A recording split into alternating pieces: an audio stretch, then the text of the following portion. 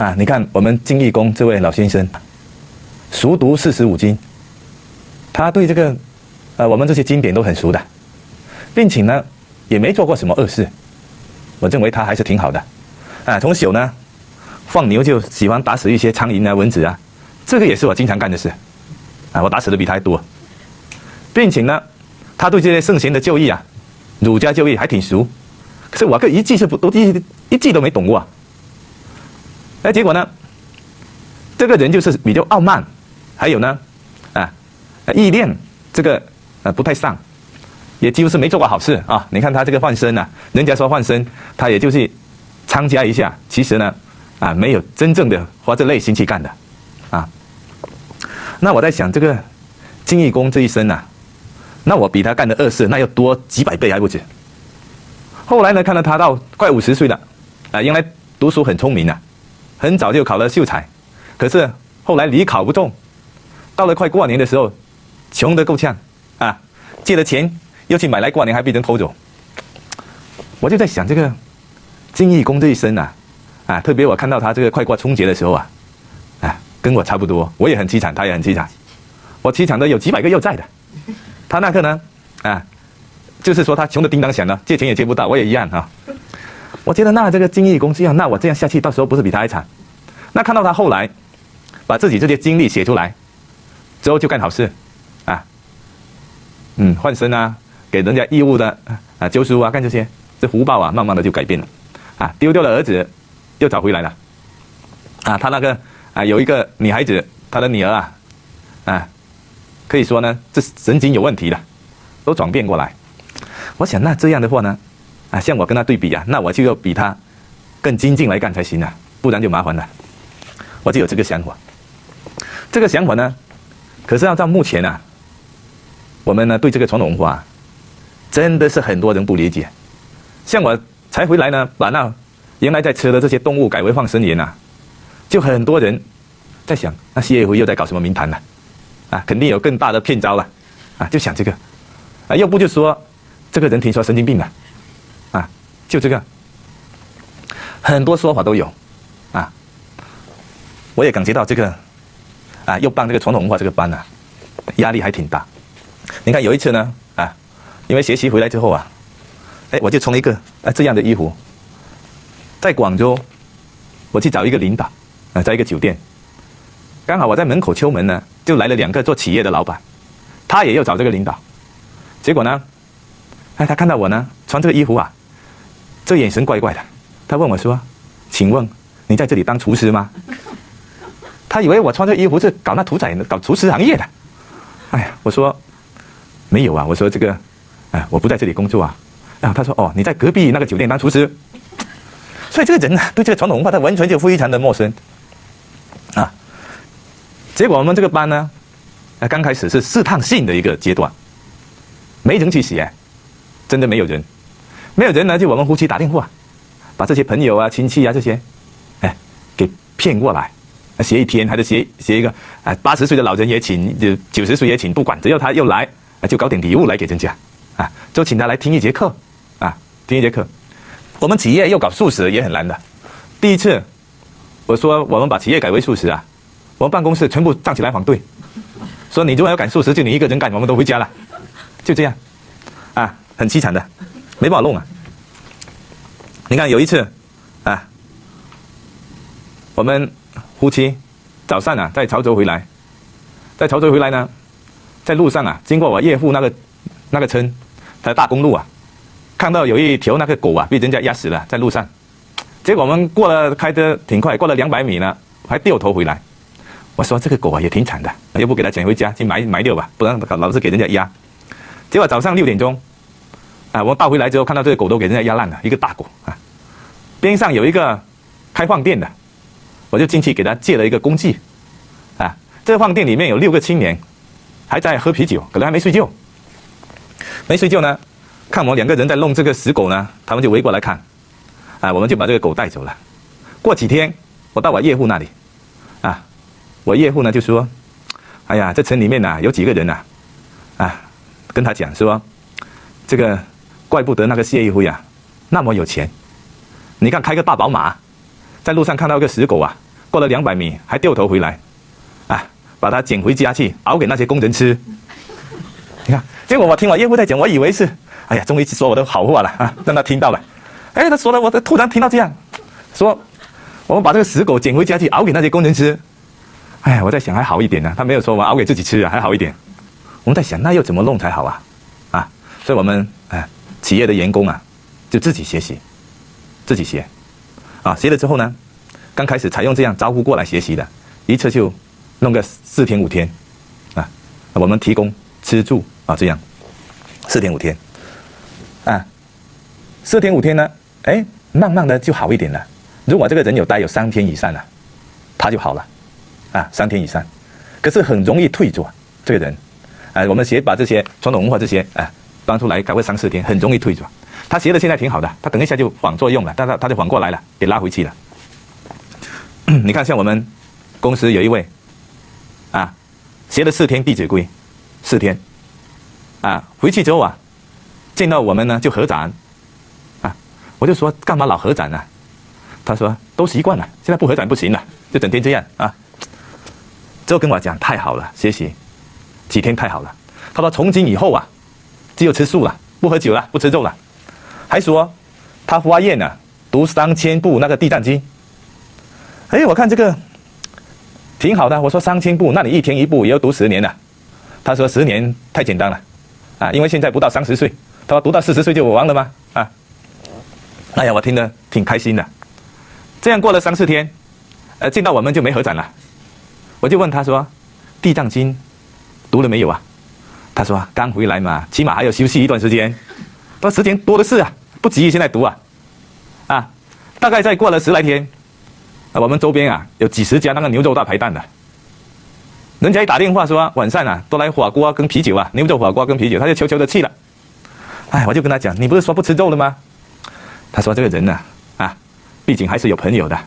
人在江湖身不由己啊。啊，他說我們關鍵是心好就行了，該吃的還是要吃的。結果呢，這地藏經呢就還沒送過啊，還沒送過。這樣大概過了有1個多月吧，2個月，就跟我說了，他說有時候這幹活啊累死都願意，可是呢有一個幹的就很不愉快啊，就是我們有辦班，他說這辦班都是幹虧本的生意，給人家白吃白喝的，每天還要那麼早的起床來給人家服務。他說為什麼幹這麼傻的行業幹什麼？他說如果是工作累死都可以啊，你要辦班我就不幹了啊。這講的第一點。第二點，說我們1樓飯堂老是要放那個阿彌陀佛那首佛號，他說一聽這心裡就發毛，他說我這個一聽就受不了，所以呢你看啊，後來就辭職了。到目前為止這地藏經還沒還過，到目前為止，所以這方面呢都是很難的，都是很難。之後呢我們辦了幾期弟子規之後啊就很快有反映到上面去了。所以那天我們有一幫領導來找我之後跟我怎麼說的？他說哎呀，他說謝會啊，你這個人什麼都好，很遺憾就是你要辦班，你如果不辦班你這個人就好了。我說那為什麼啊？他說弟子規是外國文化他說弟子規這個不能開玩笑的，它是外國文化。哎呀，我聽了之後覺得呢挺傷心的。後來我就把弟子規拿給他看，他看了之後他說這弟子規看不出壞在哪裡呀？可是從來沒看過從來沒看過。所以現在我們整體什麼問題我覺得我們現在的問題最大的問題就是什麼？無知最大的問題，對這些古聖先賢的這些東西完全沒弄明白，並且沒接觸過比如說老法師我們也有很多說法。關鍵呢，這個人會誹謗他是什麼問題？沒聽過講經的，他都不認識老法師是誰，不認識就隨便說。現在就是這樣的問題。那其實呢通過這些之後我覺得最要緊的還是幫幫就義，最要緊你沒有幫忙就義，幹到什麼時候又明白弄不明白。所以我們在這種條件下也有很多朋友来找我我有一班都是跟我當年搞黑社會的這些朋友，都過得很困難。我也真的想讓他們結除這些聖賢舊義啊，不然的話這命什麼時候能改啊？可是那天呢，好幾個朋友來找我，他們跟我怎麼說？他說我們幾個人大家呢都很傷心啊，覺得這個話不說還不行這最後來給我勸告一次了。他說你這個人呢，好不容易幹到今天，終於過上好的日子了，可是很遺憾神經病了現在現在呢整天幫這個幫給人家白吃白喝的，還把那個錢去買那野生動物去換他走這個腦袋已經是完蛋了。所以呢好幾個人呢那天跟我說，跟我最後的勸告，能不能回頭能不能回頭？所以我聽了之後我就在想這個問題。其實呢，你看這些朋友跟我都是多年的朋友，我真的想拯救他們，可是呢，他們想拯救我大家都互相在拯救，沒辦法幹真的沒辦法幹。所以現在傳統文化為什麼會那麼沒落呢？其實就是不明白他不明白的人，他認為你這個人學了傳統文化了，要拯救他一家人有一個人接觸了，這個人正常了，就說這個人不正常大家都要來拯救他，所以大家都是互相的在想要拯救對方，其實誰都沒有錯關鍵是不明白，他這個才難搞現在為什麼會這個風氣這樣呢還有呢，就是沒有靜下心來考慮這些事物沒有靜下心來。所以我們辦了那幾期這些比較簡單的之後呢，因為我也問過這個我們國內辦這個傳統文化班的，就是講到什麼為止，講到儒家學說就停了，再升一個層次就不能講了，就不敢講。所以我聽師父講經多次提到印光大師。印光大師在好幾十年前那個時候的人還挺好的比較親近，就說過拯救現在的人必須有倫理道德和因果就義包括湯比教授講的這個唯有儒家學說和大乘佛法所以師父也經常講過這個一定要講因果就義。後來我們這個班呢辦了一段時間，這個幾天的不講因果我覺得很容易就退轉了。這些人他學了之後一出去就像我那個員工一樣學了之後在那裡發願什麼10年的地藏經回家呢該吃什麼吃什麼最後還討厭我們班。那為什麼？就是沒有深入到這個因果就義這方面來。那對於因果就義學了之後呢，我自己我也是很認真的去研究過這方面的問題。因為我們在農村生活的嘛我周邊都是在那裡世世代代生活的人，我看了我們周邊的人，沒有一個人是無緣無故的，一個都沒有他這個人會出問題這個家會完蛋，他肯定有原因的你看我們在學習回來之後呢我們每天都在換生。放生呢，有一次我到一個屠宰場去見到這屠宰場他們在宰這個牛，這個牛都懷孕了，那個肚子大大的這個牛仔都快生了，都被他們殺掉。殺掉這個牛仔呢，拿出來之後他還不浪費搞他用一個碎成肉漿的那個機把這個牛仔呢給它點碎搞成漿，不知道做牛肉丸去的還是幹什麼。看了之後覺得挺可憐的這些牛並且一天像我那周邊一天現在殺牛最少要殺300頭牛，我看這些牛不用多久就被人家吃完了每天。所以我就想呢去買一些這些牛來換生買這些懷孕的牛。那去買牛呢，我就認識了幾個屠宰場的老闆你看有一次我去買牛因為這屠宰场呢我們经常一買都是7、8頭牛的這些人他也認識我。我去的時候呢這家人他有幾頭馬又殺掉，這馬呢還想冒充這個牛肉，現在搞馬肉充牛肉現在因為牛肉比較貴現在1斤快50塊錢了，現在在大陸。所以呢見到我去呢，我就給他買幾頭馬，他就很高興說請我到他家去喝杯茶。結果這屠宰場這個老闆是個女的40、50歲，這女的在殺牛。我看了之後我說這個牛是你自己在弄他說他跟他2個兒子每天早上2點鐘起來殺牛，比我們這些修行的還勤勞2點鐘就上來殺牛。殺牛了之後呢，下午他還要到市場去捶那個牛肉丸，啊，賣牛肉丸。所以我就到他家去了，啊，去了之後他家裡面呢，哇，有個嚎叫聲。我就問他，我說你這家裡面是不是有野生大動物啊？哎呀，他說沒有，是她老公。我就去看了她老公，她老公呢，啊，1.89米，很大的一個，啊，躺在床上，啊，不會講話，啊，只有叫聲，可是他能聽，就不能講，也不能走路，不能走路，啊，這位老闆就跟我講，她老公呢，4年前突然摔倒了，之後這個腦呢動了3次手術，搞掉了400來萬，啊，這個家，所以他現在殺牛，每天這樣殺牛，還負債上百萬，到目前。哎，我聽了之後啊，我覺得這家人啊太可惜了，啊，我就跟他說，我說，你那麼勤勞幹什麼啊？啊，你如果能懶一點就好了，能睡覺睡到9點鐘就好了啊。他說，我每天這麼2點鐘起來殺牛，我現在還過得這麼窮，啊，如果睡到9點，那不是完蛋了？可是我有一些話都不好講，我就拿了一個聖賢教義改變命運的光盤給他，我說這個光盤呢送給你，你好好去看一下啊。他跟我什麼說？他說看了就能賺錢嗎？啊，我說那真的。他說有沒有講佛的？如果有就不要給我。結果呢，啊那一天呢，啊就沒辦法回去了。下一次呢，我再去給他買，買了之後我真的想幫幫他們，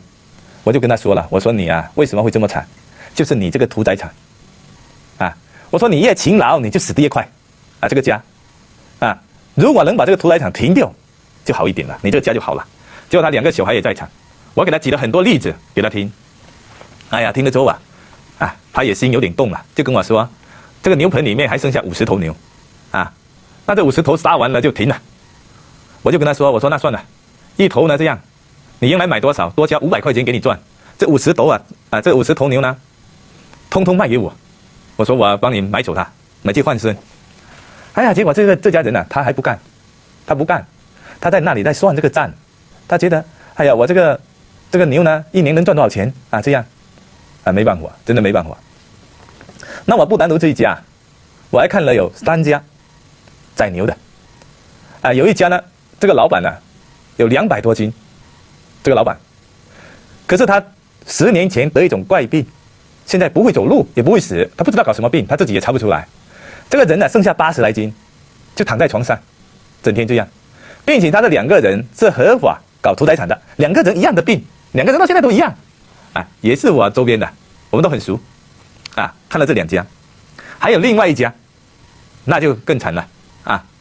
，50來歲就死掉了，賺了很多錢，啊，2、3千萬，這個，都臨死之前呢，把他這個牛刀這個衣缽傳給他的大兒子。哎，那天我看他大兒子啊，那神經兮兮的，這個腦袋都傻乎乎的，啊，很年輕就這樣。所以呢，看了這些啊，那什麼問題啊？通通是就醫的問題，不明白，變成了一生啊很勤勞的幹活，幹到最後呢，遭了那麼多的災難，啊，之後，啊，我還有看過，啊，2個捕魚的，也跟我挺熟的，現在什麼情況？啊？小孩啊，都是出事故，這腦袋塌進去了，神經病了。現在，整天拿着刀又殺他的父母，也是搞掉了幾百萬了。這些人捕魚1年都賺，啊，這一輩子可能賺了有100-200萬、200-300萬，啊，可是付出的代價都是這個家庭啊，去搞沒了。我還有一個啊，也跟我挺熟的，他是搞滷鵝的，我們潮州滷鵝很出名啊，這滷鵝，啊，我在小的時候。哎呀，他家的滷鵝啊很香，我家又窮得很，哎，我聞到它的味道啊，我覺得還很羨慕這家人呢，這個滷鵝滷得真好，啊，還滷的量很少。你看，到現在過了30年，啊，什麼樣啊？生5個小孩，啊，2個腦癱，1個啊癱瘓，2個窮得夠嗆，啊，孫子呢也不行，癌症都快沒了，啊。這些情況都是20-30年的，所以我看到我們周邊很多人，到目前的情況啊，都是跟他的行為有關，啊，要不就是不孝父母，啊，要不就是幹這些違背這個啊倫理道德、違背聖賢教義的行業，沒有一個能有一個好的，一個都沒有，啊，包括報紙裡面啊，經常看到也都是這些，其實都是因果。那覺得這樣的話呢，我覺得啊，我們師父講的，包括這些啊，古聖先賢說的是對的，唯有因果救義啊，才能救現在的人啊。你看我們現在福利會的義工也很明顯的啊，我們有一位義工啊，姓蔡，也是個公務員，原來當領導的，也是弄了很多錢啊。後來呢，這個身體啊得了一種病，就前直性脊椎炎加雷黃絲。這個病啊，目前在這個地球啊還沒有醫得好的啊，一例都沒有。他不單獨得這個病啊，還腫瘤，還長了腫瘤2種。所以呢，他的老婆呢來這裡學習啊，學習之後呢就跟我們講了，他先生啊很被動啊，得了這個病，能不能讓他來？結果來的時候2年前到了我們福利會啊，哇，什麼樣啊？這個人就是90度的鞠躬啊，90度，整個腰都彎到90度了，這臉是白裡透青，只有每天在家裡全身都痛，因為這個腰彎到這個樣子，所以他睡在那沙發是頭上墊一個大棉被，2張大棉被，腳也墊個大棉被，把這人搞成拱形的那樣過生活，並且這個病已經折騰了他快20年了，20年，全中國醫病的全中國不知花掉了他多少錢，就越來越嚴重沒有好過的一點改善都沒有。那他來的時候呢通過對這些的學習他就辭職了，在我們那裡當義工我們有個放生部他就當我們放生部的部長每天負責買放生，因為他的錢也被人家騙光了搞得窮光蛋一個所以每天都去買放生，還有呢誦經拜佛。那什麼樣到目前到现在2年多呢，沒吃過一粒柚，一粒都沒吃過。到現在呢，這個憂值了80%-90%，就現在剩下一點點的，你看起來就一點點一點點彎。還有呢，他有10多20年不會開車了，現在都會開車了原來這頭是不能轉動，現在還能轉動，還能開車每天現在開個車買放生那為什麼還剩下這個10%呢還有一點點彎呢？就是因為他的頸椎去打過封閉這方面做過手術弄不了所以折了90%，整個人的那個身體哇，那是非常好白裡透紅，真的白裡透紅，整個命都改變過來，整個命。那跟他這樣另外一種病的另外一個人跟他一樣的病，可能只有他1/10的，我也認識一個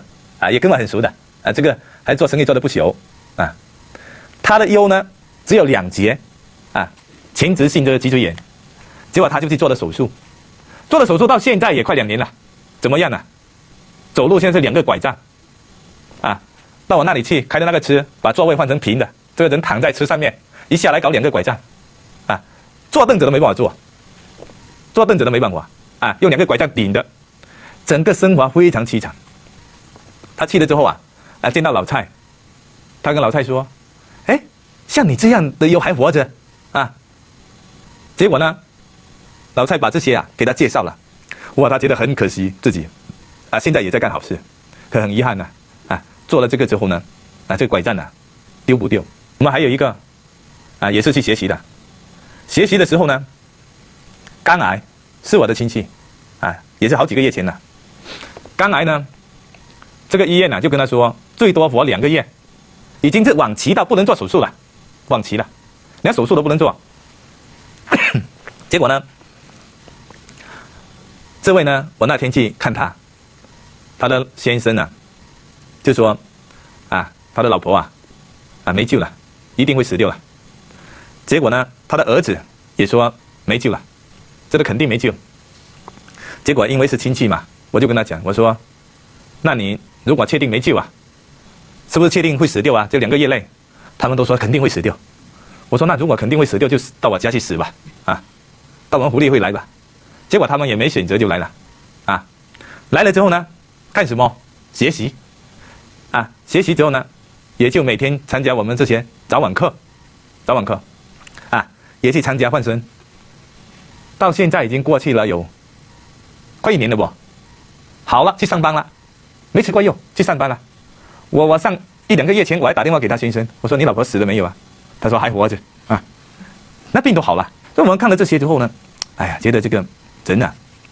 對這些沒弄明白，很可惜，真的很可惜啊。那我們再解除這個這個傳統文化，包括這個因果就義啊，為什麼現代的人啊他不能接受啊？這個我們也有探討過這個問題啊。你看，像我們啊潮汕地區啊，都屬於我們現在的祠堂啊保存得很好的宗祠，我們也是有神論我們這個龍城的這個拜神啊挺多啊挺多，可是這些人啊拜到最後就沒信心。我那天看了報紙，有一個幹部在家裡面設了個神台，設了個神台之後呢，剛好在拜的時候紀委就來了，他把那個神打了幾巴掌，說拜了你這麼多年，今天紀委還走上門來。結果他們就感覺，後來這個報紙就出了一個說不信馬列信鬼神，他說這個人怎麼愚癡啊？這鬼神能保佑嗎？那我覺得這個也是我們目前大問題。那為什麼大問題呢？就是老求之後老不靈我們這個潮汕的拜神已經很誠心了，很誠心幾乎1年花在這方面那花了很多精力還有金錢。那關鍵靈不靈是個大問題靈不靈？所以我在回想這個問題現在之所以對因果對這些神明不恭敬就是因為求了之後沒有回報，好像覺得呢是迷信，沒那回事。後來這方面呢，我細心在想我們這邊那是怎麼做的這也是一個問題所在。你看我們潮汕地區這拜神，我不知道馬來西亞是怎麼樣的就是今天咱們想吃鵝肉就拜一隻鵝，想吃雞肉就拜一隻雞想吃麵條就炒麵條想吃蘋果就拜蘋果，所有拜的這些東西通通是自己想吃的之後就拿到神那裡去談條件去談條件說神你要保佑我這個兒子考試100分我這個生意能做成我這個什麼就是到那裡去談條件談了之後呢，就把這個東西帶回家去吃我就在想這個問題現在我們很多人在走這樣的路到神明談條件。其實我原來也經常去談過原來我也經常後來這個生意老沒錢，我們也經常去拜神我記得有一次我還去談說，哎呀，我要給你來出5萬塊錢來蓋一個什麼東西。後來我還跟我老婆說，可能我開價太低了，這個神他會保佑我，要不開到10萬吧我還幹過這樣的事。那因為這樣呢我們把這方面給他搞成迷信了搞成迷信。就像我們那邊有一個他搞了一塊大豬肉去拜神，結果呢這個神這個神龍的後面有個大老鼠，就過來有的他的豬肉往後面拖。結果這個人他剛好在談條件在談條件，突然看到他的豬肉給他往神廟的那個神龍的後面在移動他嚇了一跳，過去抱住那個豬肉說，哎呀，這神明開恩我家好久沒吃肉了就是這情況，這種特別多你看我們還有一個是拜佛的，那天他自己跟我講的，他說，哎呀，你也信佛，我信佛都信了20-30年了。他說你剛信他就問我有沒有去過哪個名山，我就說我都沒去過。他說我經常去後來就跟我講，他說我拜這個觀音菩薩老是感覺不靈他說你拜的怎麼樣？我說我覺得很靈。他說你看我有時候求觀音菩薩呢搞個特碼，就是沒搞中買6合彩的。哎呀，我說這個觀音菩薩他也不搞6合彩你怎麼能搞得中呢現在就是這個問題。所以這方面為什麼會這些人迷信到這樣呢？也是因為沒有就義，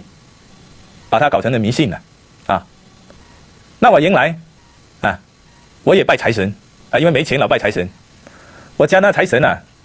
小小的20-30公分，我就在想這財神可能太小了拜了之後這錢不多，要不買個2米的財神吧。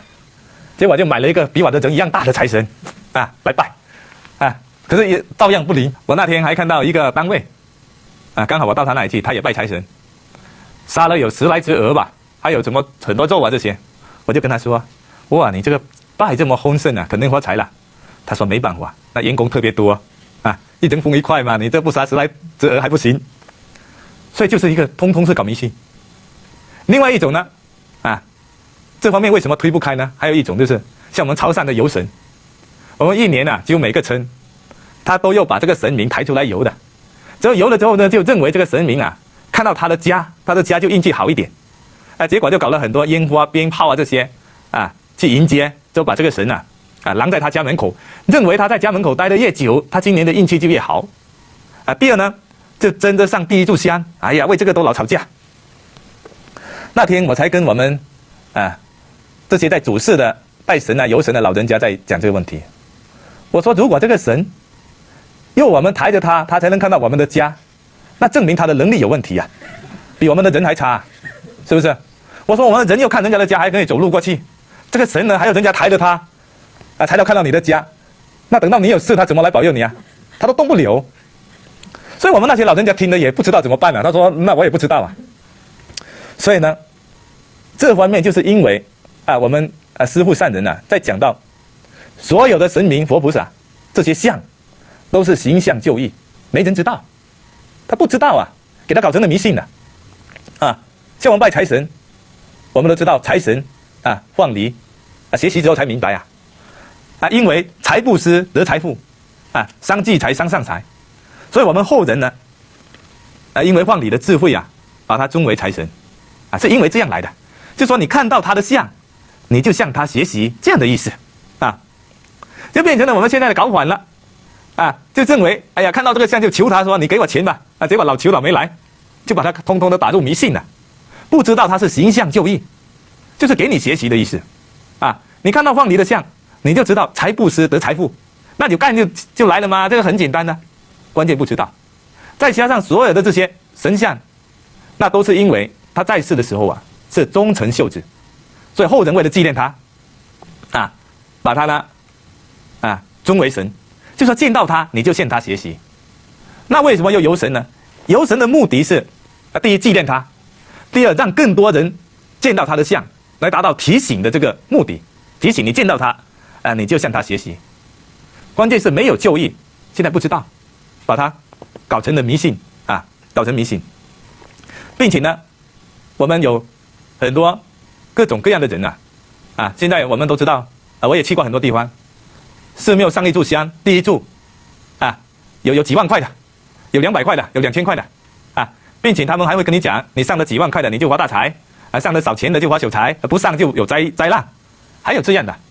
把這個社會給引導到完全給搞歪了我還去到一個寺廟，他跟我怎麼介紹，4大天王，他說你拜了東方就得財，拜了西方就得子，拜了哪一方就有官，哎呀，把你搞得整個人都暈頭轉向不知道他說的什麼意思之後呢他還把你嚇得你很難受一定要捐點錢才能走，就是給智慧給誤導了。再加上我們那邊的信佛的人包括不信佛的，還有這樣一個問題開光，我帶了一位觀音菩薩之後呢就找一位出家人，這出家人就搞個水給他噴一下，之後就點就念什麼，就搞個紅包，就跟他說開光了。哎呀，結果就很高興，認為我這個神像已經開了光了，我已經靈了愛回家去這方面呢沒有細心的去想想到底呢是怎麼回事。那我們知道像觀音菩薩大菩薩，他要聽一個出家人一個小和尚的話，他讓他靈他就靈，他不讓他靈他就不敢靈，都是我们自己的問題，被這些人給騙到把他通通打入迷信了。包括剛才講的這拜神東西都是自己要吃的拿到神那裡去談條件，後來談了之後沒實現，就認為這個神不靈。那我們換作現在我們這個人比如說我們要找個局長，你帶了2瓶酒很多禮物到那局長去辦件事，你去了之後跟他說，局長這些禮物是給你看一眼的，等一下我要帶回家去吃的，之後呢我有一大堆的事列個清單給他，肯定完蛋嗎？不用10分鐘就被人家趕出來了我們沒有換位思考，到底是自己做錯了，還是這個佛菩薩不靈？所以現在這方面很多人都在搞迷信就像剛才講的這位光言把這個神打了幾巴掌，說拜你幾年紀委還找上門來，你看他幹什麼？他其實就拿了他要吃的東西去談條件談我貪污了多少錢我這些能不能這一功能不能頂得過去他沒有把這個神像這個形象作為他學習的對象，沒有做到這一點。所以這是我們這個很難推廣的一個原因。你看那天有一個企業的老闆到我那裡去，做得很大。他說有一個人跟他講，他家裡面擺了西方三聖，是石頭做的。這個人就跟他說，你擺的石頭啊不行，要做成木頭的。他說木頭啊它能吸氣，這個石頭不能吸。他說你這樣供之不靈。他也信了，他趕快給他換成那木頭做的。